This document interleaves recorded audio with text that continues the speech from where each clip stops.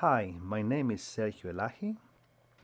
I belong to the group Ice Age Mammoths, and today I'm going to be talking about global warming and climate change. It is May 31st, 2015.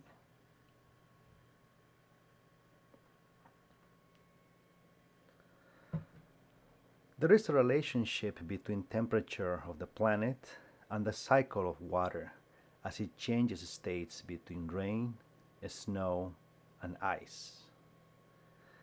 In this model, the focus is to study these relationships of water with temperature in an attempt to predict activity as monthly totals. What we mean by this is that as water goes through this relationship between becoming a solid or a gas, that it changes through ice, snow, and rain. And as it's doing that, there's a change in temperature. So we're trying to look at these relationships, and these relationships are important to note because our direct relationship with water, as most of our water is made of water, and how the water also cycles through ourselves as it goes into this magical cycle.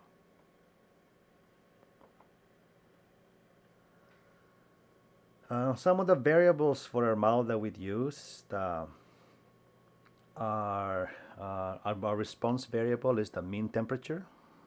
Our explanatory variables are the ice over the ocean poles, snow over land, and precipitation.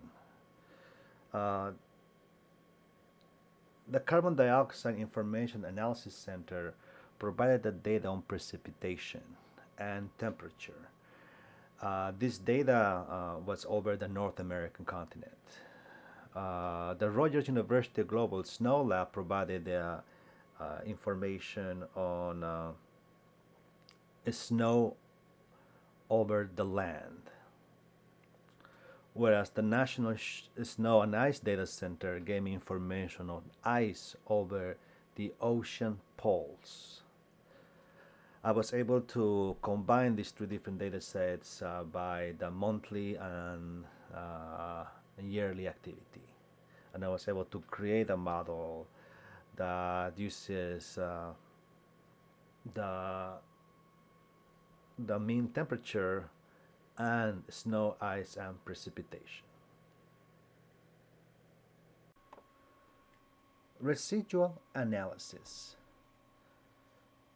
Plotted residuals against the mean to determine if this data graph is heteroscedastic or not.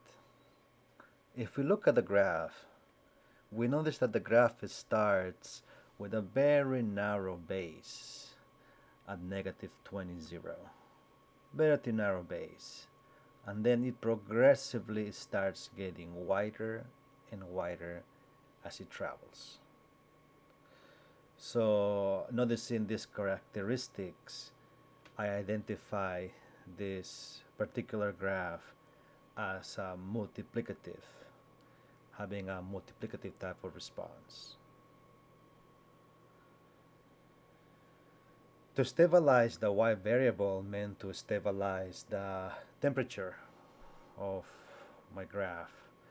And in order to stabilize this, I need to use the log of y to stabilize my temperature. Findings. After correcting our multiplicative type of response, the model accounts for 68% of variability. This means that as temperature changes, so does the accumulation of the state of water as it cycles between rain, snow, and ice. This is important to understand because the Earth is going through these cycles all at the same time, depending the tilt and depending its position, where it is between here and the sun. As it cycles the sun, I mean that position.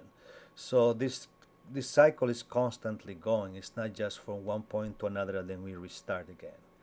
So I think because of this, some of our findings also show that the snow is negatively correlated, whereas ice is positively correlated, with precipitation being a negative correlated.